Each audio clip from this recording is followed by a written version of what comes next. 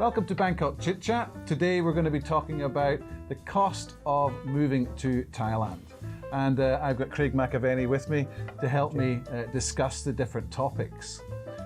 We are going to be discussing things like health insurance, visas, money transfers, schooling, where to rent or whether to buy, car licenses, different things. So which hopefully it'll give you some direction on what you should be looking at before you come to Thailand and what you should be considering. So we're going to be focusing a little bit more on the health insurance side, because it's a very, very important thing. And one thing I've noticed is that, especially with Brits, because we've got National Health Service, they don't realise the cost of health insurance. But we're going to go into that a little bit more. On visas, well, just to briefly go through a few points, on visas, what should people be considering if they're looking at moving here, maybe to live, maybe they don't have a job, retirement, call it what you want. What kind of things they should be looking at? Should they look at the elite visa? Yeah, I think the elite visa is becoming a more and more popular option. I actually work with people in that space who are distribution partners for the elite membership, they call it. And my understanding is for the last, I think 6 or 7, well, it's even longer than that, but since it's been started, it's never been profitable until recently. I think it's the hassle-free nature of an elite visa where you have a one-off payment, and then that means that you don't have to reapply for at least 5 years, and some of the visas actually last longer than that. Right. Whereas the retirement visas, there seems to be an ongoing increase in the number of requirements. I mean, you mentioned health insurance before. I know that these days, anyone on a certain type of visa that is renewing it on a retirement visa is required to have a health insurance. And some people, maybe do not think that's necessary. And actually the type of policy which is the requirement isn't necessary. So therefore, in order to basically shortcut all of those hassles, plus the 800,000 baht that you have to keep in the bank. I think you have to have that for 3 months before, 3 months after. I mean, I'm no visa expert and I'm not going to pretend I am. And again, I think this is something which is changing all the time. Yeah. Certainly a lot of my clients, they just say, look, I'm just going to leave the 800,000 there. And that is effectively 800,000 baht, which is not earning any money. Because they don't want to fall short of the requirements changing. Yeah. I think, as you said before, there was a point maybe a year ago or so where as long as you could prove you had the 800,000 at the time of renewal or application, that was fine. Then suddenly they changed that to saying you had to have it in either a month before or a month after or something along those lines. And again, that's one of the aspects as to why people are more interested in the elite visa. And of course, with the elite visa as well, talk about compare it to a retirement visa.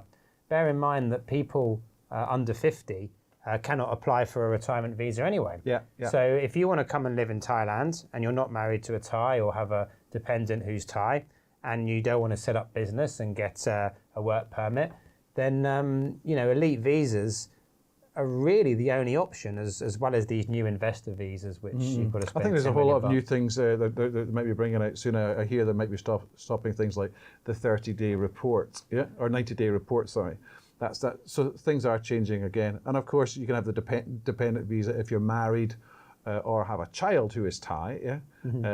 But like everything else, for that one, you've got to have 400,000 baht sitting in the bank. Okay, so that's visas. Money transfers, it seems to be easy that you can transfer money through things like TransferWise and things like that from overseas into Thailand, but it's getting it from Thailand out, or is it the other way around? Yeah, no, you're correct. From my understanding, I mean, from my personal point of view, I'm always moving money into Thailand rather than moving it out. TransferWise, as you say, just one. Yeah. Sorry, it's just Wise these days, as it's known as. It's dropped the transfer because apparently it does more than just transfers. So therefore, they changed their brand from TransferWise to just Wise. Right. It's a very efficient and fair way to transfer money into Thailand. I mean, I personally use it, and I've had transfers arrive in 4 seconds, which is obviously very impressive. The rate you're getting is a fair rate, not at the mercy of the banks, because you can see the rate there when you buy it, and the charges are generally pretty low. There are more affordable options if you bring in larger amounts of money into the country. For instance, if you were buying a condo or something along those lines, then TransferWise might not be competitive for those amounts. And there's other companies like EFX is one company I used to work with, and FCI, Foreign Currency International, a number of those who would be better value if you were bringing larger amounts in. But what are we getting money out of Thailand? Because in the past I used Western Union because they were actually surprisingly enough the cheapest. Yeah? I think Western Union have got a bit of a bad rep actually. I know they like had. you say, and I think that they can be relatively competitive these days. DeeMoney is one that I hear of clients using. But transferring out to another bank? Yeah. From Thai baht, converting to sterling, Aussie dollar, US dollar, whatever currency you're looking for. I've been told DeeMoney is very good. If you have a trusted person that earns Thai baht, peer-to-peer is the best way to do it. Because then, of course, you can move money instantly from your sterling account into somebody else's sterling account. Right.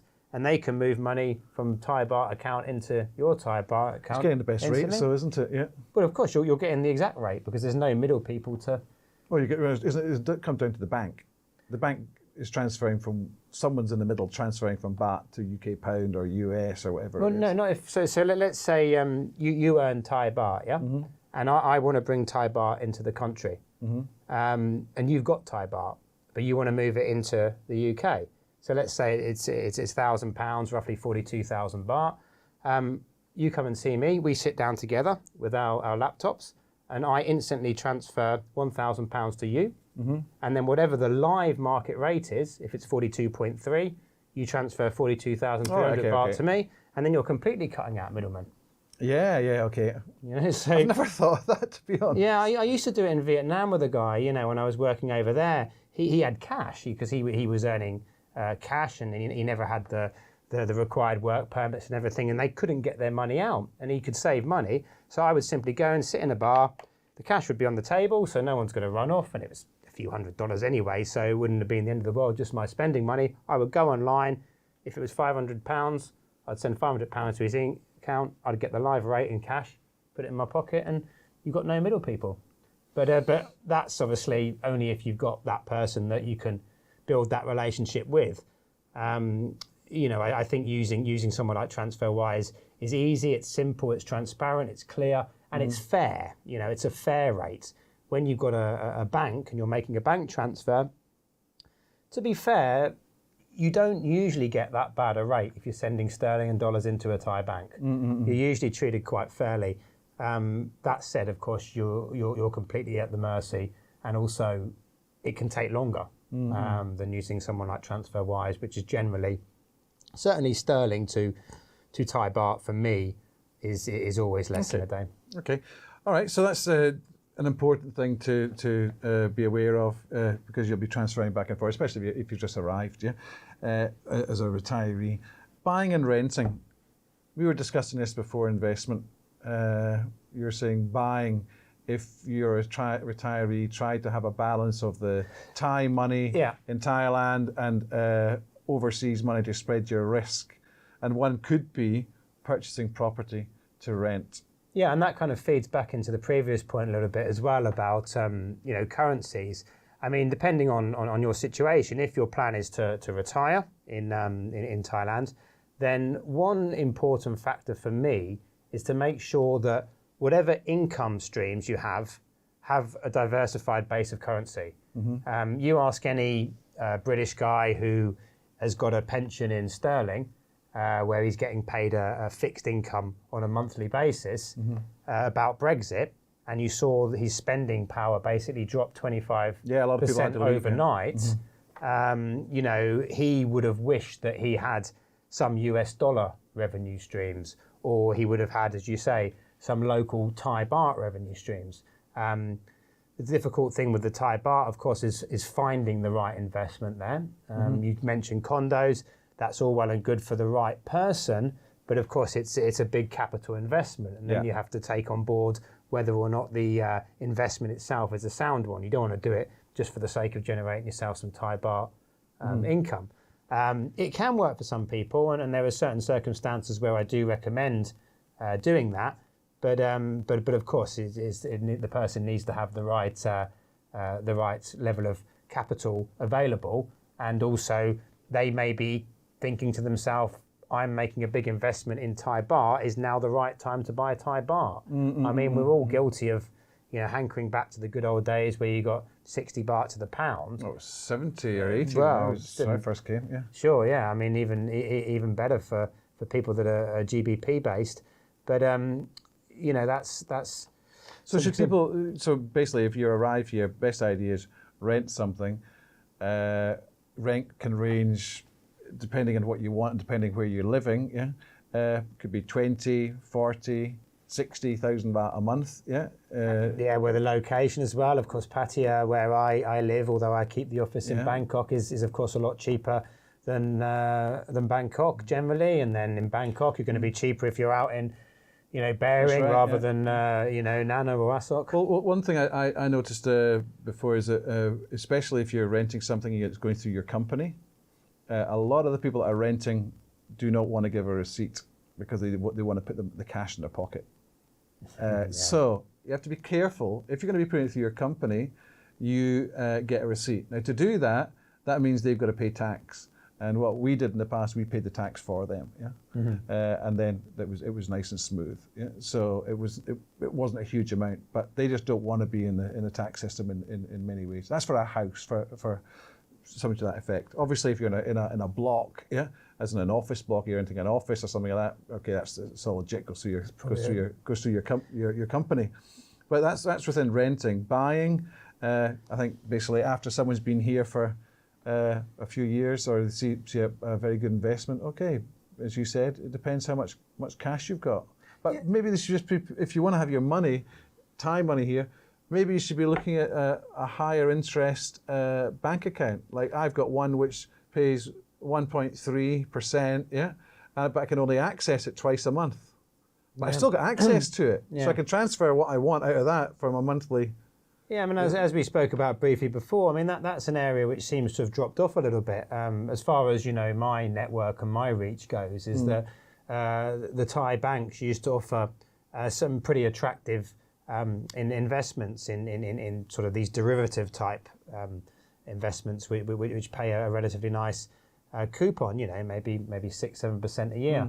But I've found them less and less, I don't seem to have access to them anymore. But that, as you say, that sort of thing's a good idea because it generates some income in local currency. And when you have income in local currency, of course, you protect yourself from fluctuations like we spoke about before. Whereas when the sterling fell dramatically overnight, and I think the key thing is like guys that come and see me that have a pot of cash for their retirement.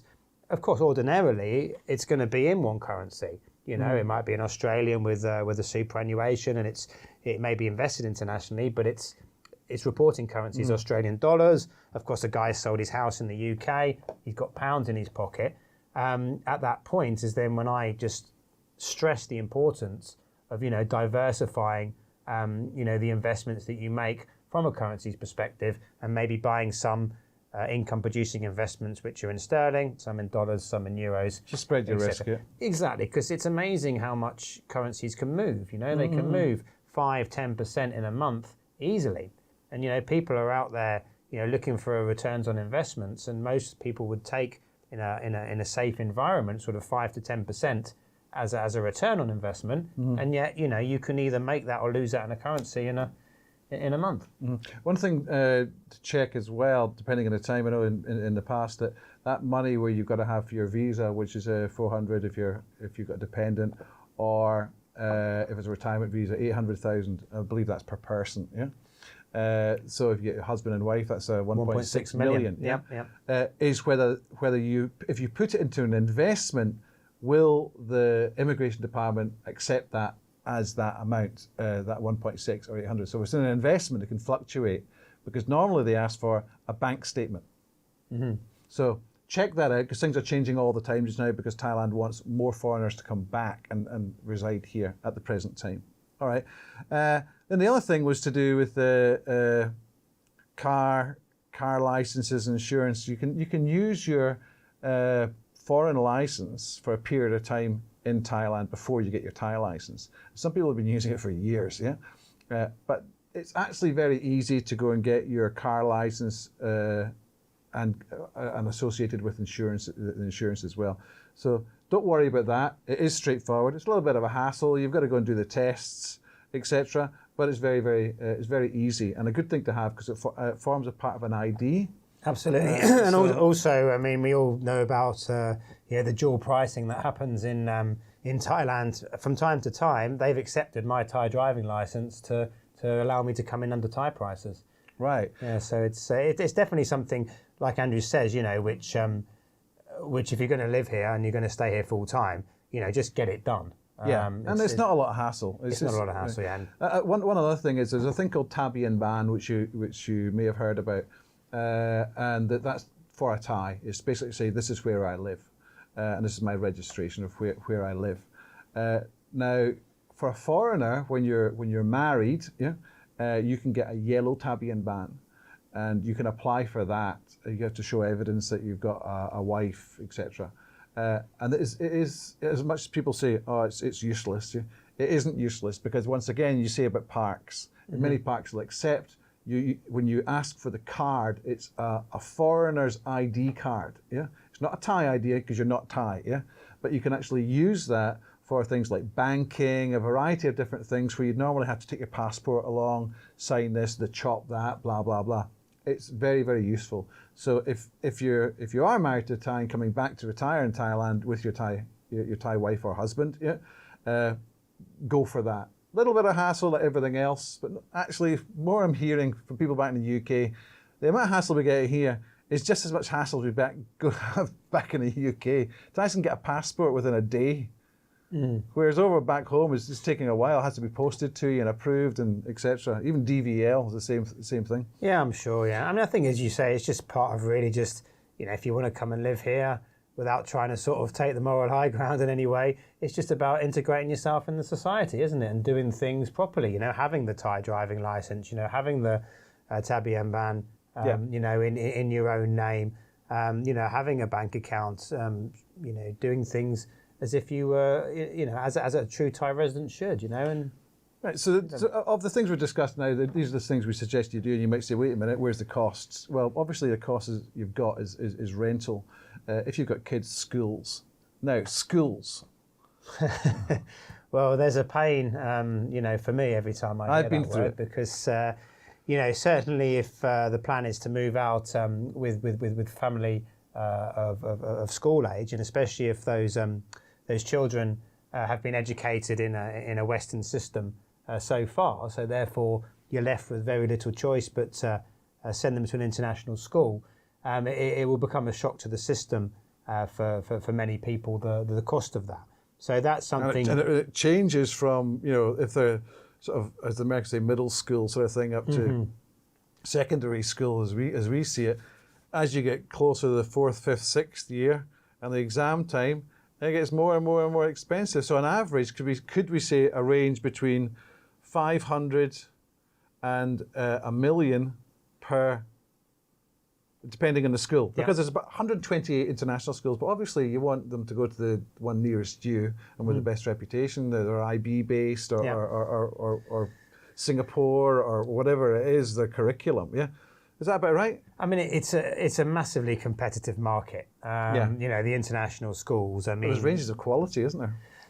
I mean, again, I'm no education expert, but often, with schools, of course, there's a tone from the top, isn't there? I mean, whoever the principal of that school or the headmaster of that school is at the time can affect how well the school's doing, rather than the sort of legacy of the school, if that makes sense. You have a varying. Different, obviously facilities and that type of thing.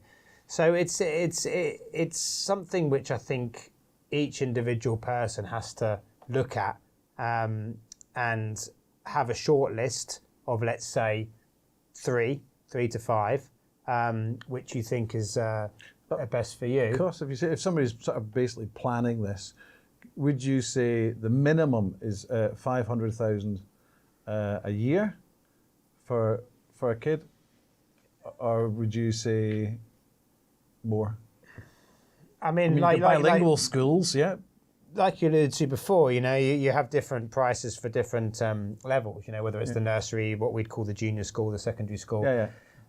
So I mean, it's a very difficult question to answer, because I think you'd have to go on to the websites of these schools and see what the costs are. Sure. And work that out for yourself. I mean, like everything in Thailand, there's no harm in making them an offer either. I mean, these schools ultimately are businesses, and it might say 1 million baht per child. On the rack joining rate fee, and on 200,000. You ask them. Well, if I've got 3 kids and I'm bringing them all here, will you waive the joining fee? Or whatever it might be, or is there any chance of a discount? And some of them do offer sibling discounts, like I think private schools do everywhere in the world. They offer scholarships as well. Well, this is the thing with a scholarship. Sometimes a scholarship can be done on the basis from a marketing and a financial perspective. Because they want to get the especially if it's a new school, they want to get the pupils in the door. So therefore, in order to offer a discount, they can, I won't say mask it, but they can use a scholarship as a reason for doing it. And of course, you benefit as a customer, a paying customer, because you're getting fees for less. So I think the international schools are definitely something you need to think long and hard about if that's your situation and you're moving to Thailand. Unless you're fortunate enough to be moving with an employer which covers that or gives a budget towards school fees. My understanding is that That's stopped now, isn't it? I was just going to say, my understanding is that expat packages, which they might cover some accommodation, but are not quite as generous as they maybe were, sort of 5 or 10 years ago. Then if you're paying out of pocket, then when it comes to budgeting, and if you've got children that require international schooling, then absolutely that should almost be top of your list when it comes to working out your finances. Yeah, because I've heard of quite a few people who have actually left Thailand because they couldn't afford that, so they went back to the UK. And also, if you want to go and study in a university and get the UK rate, you've got to have studied, from what I gather, for 3 years. Within the school system. You've been in resident there. You've been resident to be able to get that. Because my daughter, we were going to send her back to Scotland to study, and because she hadn't studied there, in a way quite right, because we weren't contributing in the same way, we didn't get the preferential rate. So she had been, even though she's got a British passport, she was classed as being a foreign student. Identical to me, Yeah, but the other thing to consider is, speaking to a headmaster a number of years ago, he turned around and said, when you're looking to spend the money to international school, look at it from maybe when they're 10 years old on, when they're really starting to learn, because he said you can send to a bilingual school, and they'll get the social skills, etc. And I think actually that would be excellent, as you say, if you had a child of 4 or 5 or whatever, because of course they'd probably learn the language as well, wouldn't they? A lot easier. Yeah. If you were, and that's that sort of discipline where other people are used to that discipline as well. They come in, they wide the teacher, they take the shoes off, they put in the right place. All this sort of thing. So if you're cash strapped on that, but the bigger picture is in the future, if you have kids, you got to cover their university, etc. Oh, and the university thing. In the UK, people are sending back to the UK and paying a fortune, and my daughter ended up going to the Netherlands, and we were part of Brexit at that point, so we got it far cheaper, than the UK, so we ended up paying something like €2,100 per year as opposed to over £15,000, So I mean, look around. The world is a big place, and you can only do what you can afford. We all want the best for our kids. Okay, so we're going to just move on to one of the key areas. So as we said, the costs is schooling, buying and renting. Okay, you get living expenses. That's totally up to you. I mean, just to come back to the buying and renting, I don't think I sort of mentioned it before. Like a lot of people do, especially, and I think I'm sort of looking more at the retiree markets here. The people that are coming to retire in Thailand. Obviously, if you've got a job and everything else, of course, where you're going to stay is is dictated for you because you'll have a job working in Bangkok or Chiang Mai or wherever that may be. But I think Thailand does offer such a wide diversification of places to stay, and of course, as the saying goes, one man's meat is another man's poison. It's definitely worth looking around and seeing where you like, taking a year, traveling around the country, finding the place that you think fits you the best. I mean, and because there's probably 9 or 10 kind of centres now in Thailand, if you like, if you're talking about a place like Chiang Mai and Koh Samui and Pattaya and Hua Hin, where there is a developed infrastructure for retirees or foreign retirees, and it just depends on whether that place has aspects that will think that make you feel happy and comfortable. I agree. You should actually go to the places, because sometimes some areas like Pattaya gets a bad press, but actually it's a fantastic place to live. Exactly. If you want to go and see seediness, just like in Bangkok, and you want to find it, you're going to find it. If you don't want it, it's not there. So don't believe everything from the internet. Okay, so we were talking about schools, accommodation, buying or renting are basically the big costs, and then of course the crucial part is your health insurance. So what we'll do is we'll have a quick look at the local and international side, but what's happening also within the visa side, you're going to have insurance of some kind. Yeah? Sure. So it's how to actually assess that. Well, it's certainly probably the most asked question you see on various expat Facebook pages, whether that's people that are already here in Thailand and concerned about, as you say, ongoing visa requirements for insurance, whether it's people moving here.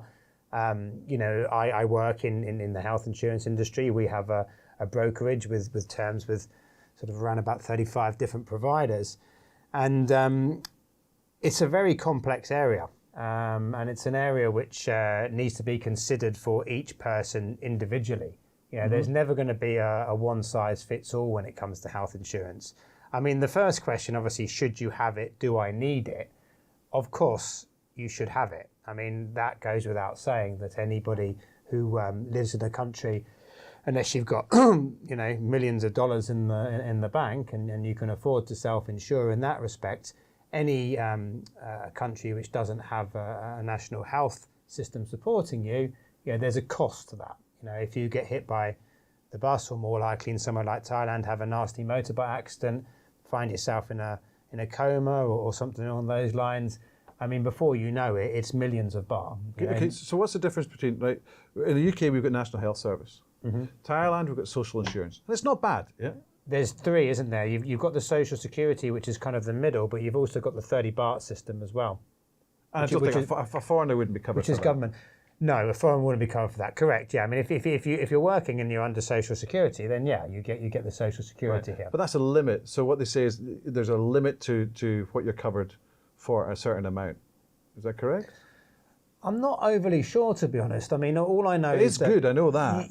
But you're linked to a specific hospital, so you don't have the same variety of choice when it comes to private health insurance.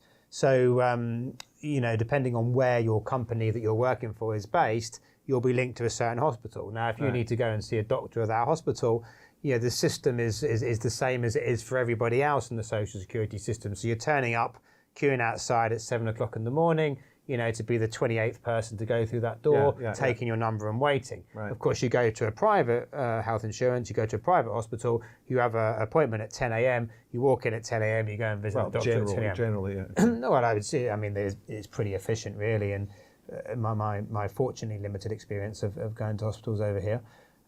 So while social security is adequate, I'll give it that, and I think if something bad happens, something nasty happens, and you need to stay in, it's probably sufficient.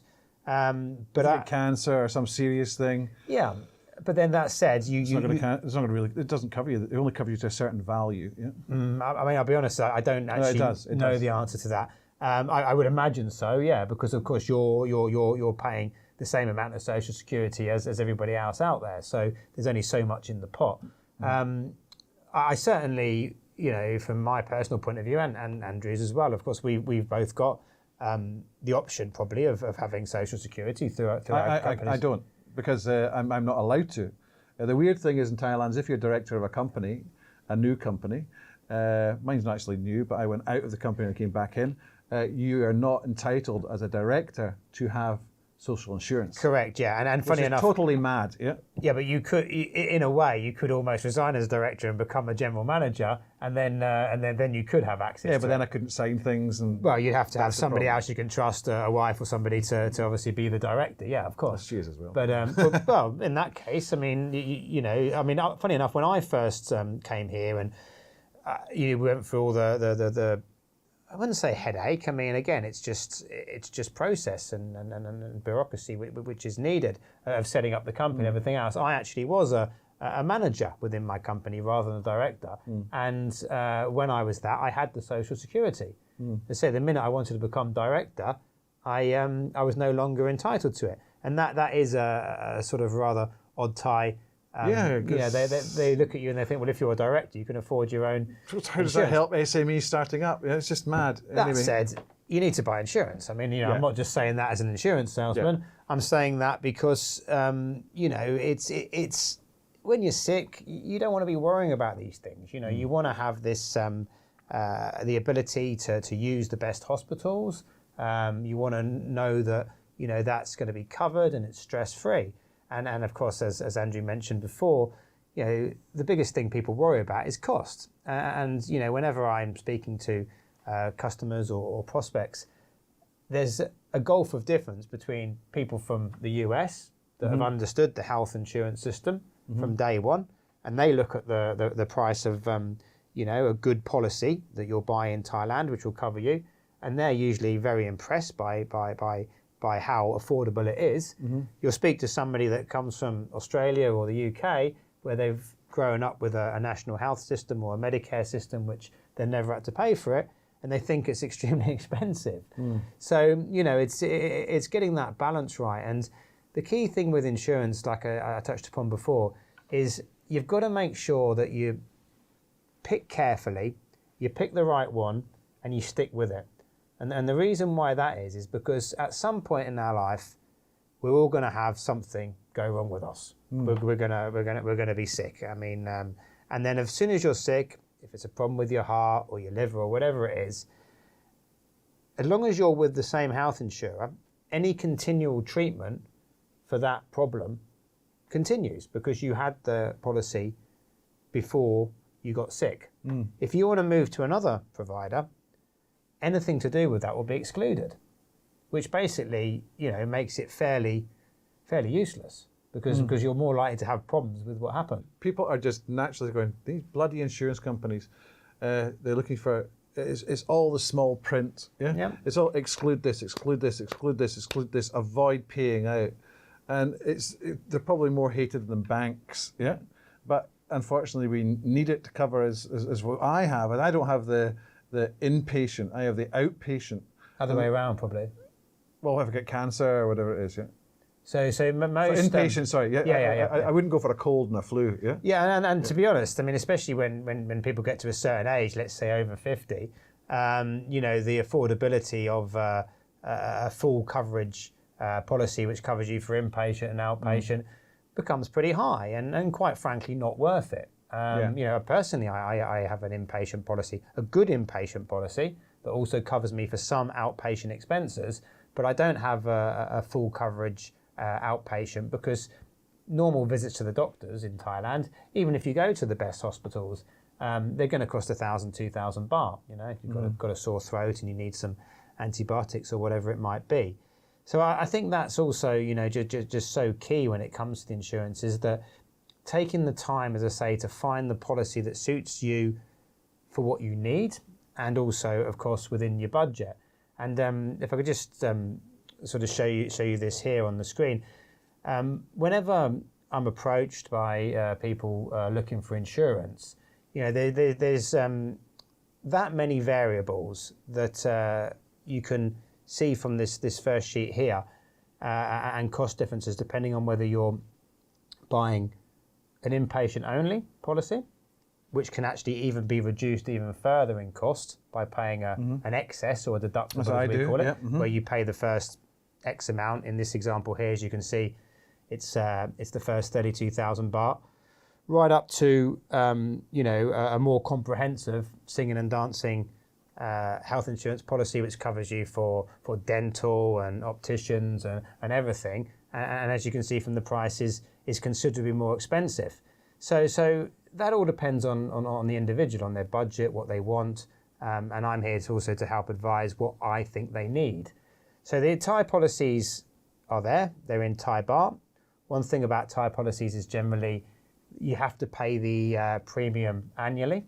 Some people that have an insurance in the UK and other places, are not used to that. They pay monthly or they pay quarterly. And of course, being asked to pay annually sometimes can be a bit of a shock to the cash flow. But the international policies, which is illustrated in this other sheet here, they often offer the option to pay on a monthly, quarterly, and of course annual basis, which you can see down the bottom here. And again, international policies like Thai policies, there's a wide range. There's a very simple. You're covered for hospitalisation, taking an excess or a deductible. It's only going to cost you, 20,000 baht a year, right up to a very sort of wide covering, comprehensive global policy, which can cost you $10,000 a year. So you look at a Thai policy. What is the difference between the Thai policies and the international policies? Like as an example, AIA. Yeah, you tell me. I'm just saying as a name. I'm not saying about the policy, but yeah, sure. Well, that's a good point you make actually, because whilst I'm talking in what I do on Thai policies versus international policies, the Thai policies that I'm comfortable promoting also differ from Thai policies which are in the general domain and which are popular with Thai applicants. Right. And I'll explain briefly the difference here. And it's not, again, there's so many variables with this that until you actually sort of sit down and find out each person's situation, you can't really give a broad brush overview. But generally speaking, with a policy, whether it's Thai or international, that I tend to suggest to my clients, you have a top line number. Now that number might be 3 million baht, it might be 10 million baht, it might be $500,000, depending on the type of policy. And that is the amount that you can spend on your period of hospitalisation. So I was in hospital myself actually at the beginning of last month, and I spent 7 days there, and my policy was similar to that. So when it came to checking out, there was a quick call to the insurance company to check everything was okay. I walked out of there. I wasn't asked for any problem. I'd already had the guarantee of payment from them, but they just had to do one last check. I walked out, all done. When it comes to a lot of the Thai policies, and again, I don't want to name names, but I think we know those companies like the AIA and Generali and all the ones we see around. They tend to have a limit with all the different aspects. So for instance, you might have a limit on how much you can spend on the room. There might be 3,000 baht a night. Surgeons' fees, scans, all these different aspects of your time that you spend in hospital all have their own limit on them. And it seems to be something that the Thais like, they like the fact that they might have 500 baht as an outpatient to go and visit a doctor, because that's what you've got. But yet you've only got 20,000 surgeon fees. Now, if you've got a serious condition, I don't think there's many surgeons out there who are doing it for 20,000, and if there is, I don't want them doing it on me. So when it comes to things like that, when I was checking out of the hospital last month, the lady next to me clearly had one of these policies, and she's going through that process with him. Oh, well, how much is that? Oh, the room was that much. Oh, therefore, insurance pays this much. I pay this much. The scans were this much. Insurance can pay this. I can pay that, and so on and so forth. And for me, you don't want the hassle. And quite frankly, those policies, whilst are marginally cheaper than the ones that have the top line number, I've never found any I've looked at, and these are ones that if you open a bank account, the guy in Bangkok Bank or wherever will try and sell you. I've never found them to be that much cheaper, albeit they will be a little bit cheaper. So that's another thing to consider. It's, as I say, it's so wide-ranging, and there's so many different policies out there, whether it's what we may call Thai international, that you should go and speak to somebody. And to sort of summarise, we've gone through a few things here. Is there anything else you want to say about health insurance? Any particular points? Not really. Like I say, just the key thing with with health insurance is to get it when you're healthy, because otherwise, if you're unhealthy, as you know, it's exclusions. I suppose, seeing as we talked about it with the visas as well, we should maybe just touch upon this requirement for visas. And I'm no visa expert. I mean, we do help people find visas, but we have partners in that respect. But my understanding is that whenever you apply for a non-OA retirement visa, insurance is required, and that's also required on your annual renewal. And the insurance that they're asking you to buy has 400,000 baht of inpatient coverage and 40,000 of outpatient. Now, quite frankly, that's nothing. It's well, number one, as you say, the 400,000 baht is nowhere near enough cover. Yeah. That's literally, if you're in a top hospital, that's literally a couple of days. If you've got a lot of tests to run and whatever. And the other thing is the 40,000 baht is completely unnecessary of outpatient. So these policies have been designed as a requirement, because the saying is that you need it in case, rightly so, Thailand doesn't want to be picking up the bill if you're unable to pay your bills. But the 40,000 outpatient doesn't make sense, and of course it increases the price of the premium, and in many ways it's useless. And the other thing which I always... Is it? My reason is, if you're a retiree coming in here, you probably have set up some kind of health insurance anyway. So why would you want to buy a second one in Thailand? Or can you use the one you got from overseas here? I understand it has to be a Thai-based insurance policy. So with me, if I was from the UK moving here and I had insurance in the UK already through private insurance, I don't want to pay for another really expensive one. I just want to cover it because this really covers me anyway. So it's basically just it's to tick a box. But it can be an expensive box if you're 70 years of age. Well, if you get 40 and 400, I mean, how much are they asking for this? Well, it depends. I mean, the sort of people in their 50s, you're sort of looking 35,000 a year, up to people in their 70s and 80s. For 400,000 baht of coverage? Yeah, because you've got the 40,000 baht outpatient, which is completely unnecessary. But if you're an insurer, you're almost going to look at them like tokens to go to the doctor. Yeah. Because why wouldn't you? You've got 40,000 baht to spend on going to the doctor. So I mean, it's not my job to kind of look at the bigger picture and ask why, but it's only on one specific type of visa. My understanding is you need that, and other types of visas are non-O, you don't need it. So whilst I shy away from giving advice about requirements for visas, I never like to tick boxes. I like to just make sure clients have a good policy that they understand. As long as you aren't required to have the outpatient, then a good inpatient policy is fine. And if anything, much better, because that's what you need it for. You need it for the worst case scenarios. That's what insurance is. And the other big question about this forced requirement for non-OA visas, what about if the guy's been sick, or he's extremely overweight, or like you say, he's a diabetic with heart conditions? He's going to have that many exclusions that his insurance policy becomes worthless. Useless. But yet he's still having to pay for it. Well, then maybe he shouldn't be thinking of coming here. Well, why not? Because you go back, if you're in the UK, for example, I'm saying from the UK, NHS will cover you for that. Yeah, but I mean, what's the... If it's going to be a useless policy, if the rationale is that you need to have this policy so as that if you have a heart attack and you haven't got the money to pay for the hospital, the Thais don't want to, the Thais don't want to pick up the bill, which is quite right. If this chap comes along, he still buys the insurance, he still tick the box, but because he's got a heart problem, he's not covered. Okay. He has a heart attack. Right. So basically what you're saying is that should be an availability no matter what you've got, yeah?